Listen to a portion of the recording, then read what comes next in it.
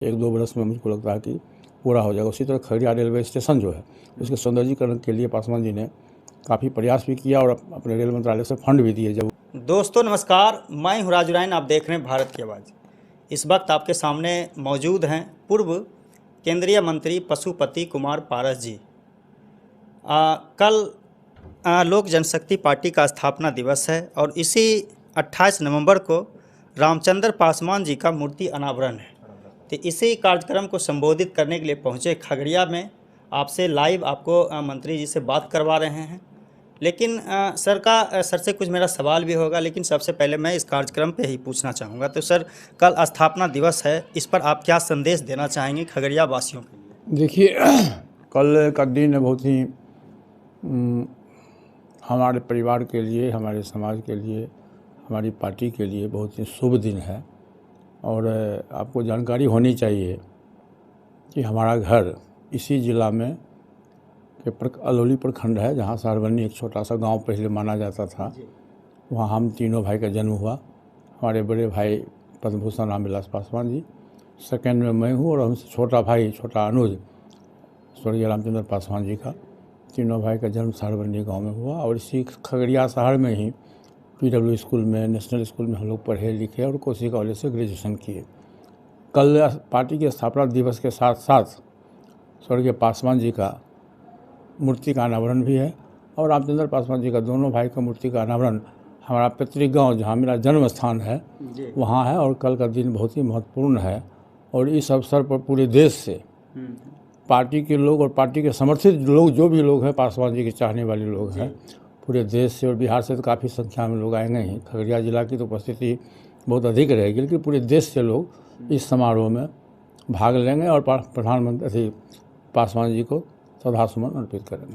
तो सर, मेरा एक सवाल है, अभी वर्तमान में जो उपचुनाव हुआ है इमामगंज में, एक जनसुराज का जो कि उम्मीदवार था और वहीं पर से आपका चिराग पासवान जी का भी उम्मीदवार था। तो उसमें जो है ज़्यादा पासवान समाज का जो झुकाव देखा गया वो जनसुराज की तरफ देखा गया। तो क्या कहना चाहेंगे इसमें? देखिए, ये तो इस संबंध में आदरणीय आनंद मोहन जी का बयान आया। कल परसों मैंने देखा था कि आनंद मोहन जी का बयान आया था और उनके बयान में ये था कि जो NDA के जो ये 5 घटक दल के लोग हैं, उसमें जिसकी नाम आपने लिया उस चिराग पासवान जी उस घटक दल में हैं, लेकिन वो अपने जो पासवान वोट का वो ठेकेदार मानते हैं, तो वो अपने पासवान वोट को NDA गठबंधन के तहत नहीं ला सके। तो ये तो दुखद है, ये तो दुखद बात है।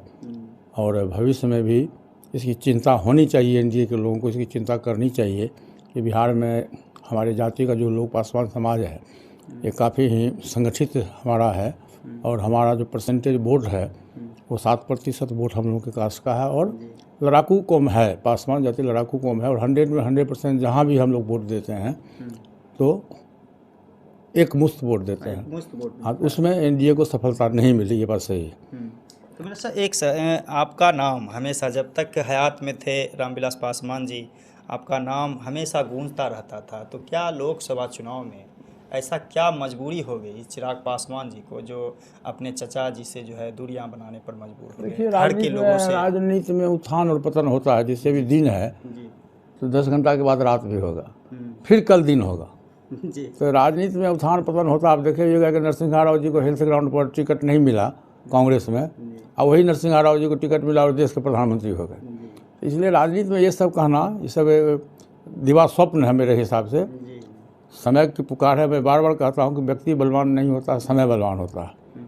क्रेडिट तो सर चिराग पासवान को तो मंत्री जी जो स्वर्गीय रामविलास पासवान जी के ही नाम से वो पूरे भारत में जाने जा रहे हैं और उनके हयात में आप दुलारे थे, आपको लोग ज़्यादा जानते थे।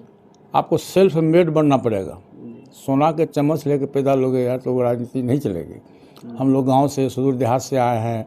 सहरबनी हमारा गांव है, वहाँ आज से 70 वर्ष पहले पूर्व वहाँ से हम लोग पैदल आते थे खगड़िया पढ़ने के लिए। 2 नाव नदी पार करके आते थे। संघर्ष किए हैं हम लोग, जेल गए हैं, मार खाए हैं, JP मूवमेंट में संघर्ष किए हैं, तब आज आगे बढ़े हैं। हम बिहार में हम अपनी पार्टी की तरफ से 7 बार बिहार विधानसभा के सदस्य रहे, विधान परिषद के लेकर के, और फिर 8 बार, 1 बार लोकसभा के सदस्य हुए और भारत सरकार के मंत्री हुए। तो संघर्ष से आगे बढ़े। ऐसा नहीं है कि हमको बड़े परिवार के लोग थे। हमारे पिताजी छोटे किसान थे, कबीरपंथी थे, 5 बीघा ज़मीन था, उसमें वो 3 भाई थे। तो वहीं से हम लोग गरीबी देखे हैं, तो गरीबी भी देखे हैं। जैसे आप जब तक गरीबी और अमीरी नहीं देखिएगा, ठंडा और गर्म का अनुभव नहीं होगा, दिन और रात का अनुभव नहीं होगा, तो आप रियल पॉलिटिशियन नहीं हो सकते हैं। जी। तो हम लोग गांव के से आए हैं, गांव की ओर अब हम लोग अभी भी जा रहे हैं। गांव का खान पान, रहन सहन, बोली चाली, व्यवहार स्वभाव हम लोग आज भी गांव का है। तो उस तुलना यदि आप करिएगा कि सोना के चम्मच में जो लड़का पैदा लिया और जो गांव में संघर्ष करके आगे बढ़ा, दोनों में आसमान ज़मीन का फ़र्क है। अब मैं सर ज़मीन पर की बात करूंगा। मैं हर जगह इंटरव्यू करता हूं, पब्लिक से मिलता हूं, तो उसमें जो है कुछ लोग जो पासवान समाज के लोग हैं वो कहते हैं कि देखिए हमारे पास मजबूरी है, हम क्या करें, इसमें हमको बेहद पसंद हैं पशुपति जी, लेकिन जो है अगर हम लोग बढ़ते हैं तो वोट कहीं न कहीं डिवाइड हो जाता है, इसके कारण जो है पार्टी टूट सकती है, बर्बाद हो सकता है। तो इसमें उनके लिए क्या संदेश दें? अभी वोट बटा कि नहीं बटा, ये तो बताइएगा। वही तो इमामगंज का चुनाव जी या पूरे झारखंड का चुनाव साबित किया ना कि हमारे समाज के लोग एनडीए के साथ नहीं है। या जनरल लोकसभा का जो चुनाव हुआ बिहार में, जिसमें से एनडीए को 30 सीट मिला और गठबंधन को, महागठबंधन को 10 सीट मिला। अब जैसे पटना का सीट आप लीजिए, पटना का सीट में यदि हमारे जात के लोग, पासवान समाज के लोग यदि एनडीए को वोट देता, औरंगाबाद में यदि पासवान लोग वोट देता, आरा में यदि पासवान लोग वोट देता, तो महागठबंधन के उम्मीदवार की जीत नहीं होती। तो निश्चित रूप से है कि वोट का बंटवारा हुआ जी। वोट का बंटवारा हुआ, और भविष्य में भी यदि ये पॉलिसी रहेगा तो वोट का बंटवारा होगा।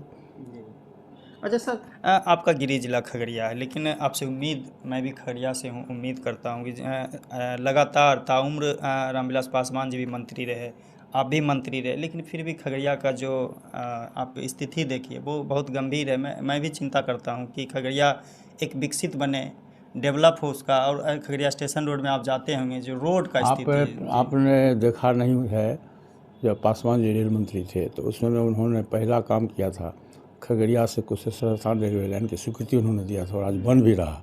1-2 बरस में मुझको लगता है कि पूरा हो जाएगा। उसी तरह खगड़िया रेलवे स्टेशन जो है, उसके सौंदर्यीकरण के लिए पासवान जी ने काफ़ी प्रयास भी किया और अपने रेल मंत्रालय से फंड भी दिए। जब वो संचार मंत्री थे तो यहाँ ऑफिस खुलवाए, डिस्ट्रिक्ट ऑफिस खुलवाए। इसलिए हम लोग से जहाँ कुछ बनता है, आज तक जो कुछ भी प्रयास हुआ, जो भी जिला का विकास होना चाहिए, उसमें हम लोग कोई कमी नहीं करते हैं। एक अंतिम सवाल है कि खगड़िया से बाहर के उम्मीदवार को लाया गया, तो खगड़िया का स्थानीय जो पार्टी के ही लोग थे या और भी, उनको क्यों नहीं टिकट दिया गया? ये बात तो अब चिराग पासवान से पूछिएगा भाई। ये बात नहीं, ये बात नहीं, ये बात जैसे रेणु कुशवाहा थे, चिराग पासवान जी की पार्टी में थी। रविंदर कुमार सिंह जी थे, चिराग पासवान जी की पार्टी में थे। बगल में संजय पासवान जो गरीब लड़का है, दलित है, पासवान समाज का है, वो बगल में समस्तीपुर से उम्मीदवार था, लेकिन चिराग पासवान ने किसी पार्टी वर्कर को टिकट नहीं दिया। ये दुनिया सब लोग जानता है कि टिकट देने का कारण क्या। मैं नहीं बोलूँगा, लेकिन सभी लोगों को पता है कि एक भागलपुर के लड़के को यहाँ से आप टिकट दिए, सोना व्यापारी को, जिस पर काफ़ी आरोप है, और उसको आपने यहाँ से टिकट दिया। तो ये तो आप उनसे पूछिए कि क्या कारण है। अच्छा सर, आपका स्टैंड 2025 के लिए क्या रहेगा चुनाव की विधानसभा? हम अभी कार्य समिति की बैठक हमारी होगी कल के बाद, और उसमें हम लोग अपनी जो हमारे पार्टी के जितने भी लोग हैं, आज से 15 दिन पहले हमने जिला अध्यक्षों की बैठक किए थे, हमारे पार्टी के स्टेट पार्टी की बैठक हुई थी, उसमें सभी लोगों की राय हुई, एक मत से सभी लोगों की राय हुई कि भाजपा के लोगों ने एनडीए गठबंधन के जो भी लोग हैं हमारे पार्टी के साथ और हमारे नेता के साथ न्याय नहीं किया। तो फिर सब लोगों ने मुझको अधिकार दिया है, 1 सप्ताह के बाद हम कार्य समिति की बैठक बुलाएंगे, उसमें जो सर्वसम्मति से फैसला होगा वो हम घोषणा करेंगे। चलिए, बहुत बहुत धन्यवाद। देखिए, आपसे बात कर रहे थे पूर्व मंत्री पशुपति कुमार पारा जी, साथ में बैठे हैं बालकृष्ण पासवान जी, और साथ में मौजूद है खगड़िया के वरिष्ठ नेता संजय यादव जी, जो कि पूर्व मुखिया हैं। और आपसे लगातार मैंने सर से सवाल किया, बेबाकी से जवाब दिए। अगर अच्छा लगा तो लाइक और शेयर करें, चैनल को सब्सक्राइब करें। नमस्कार।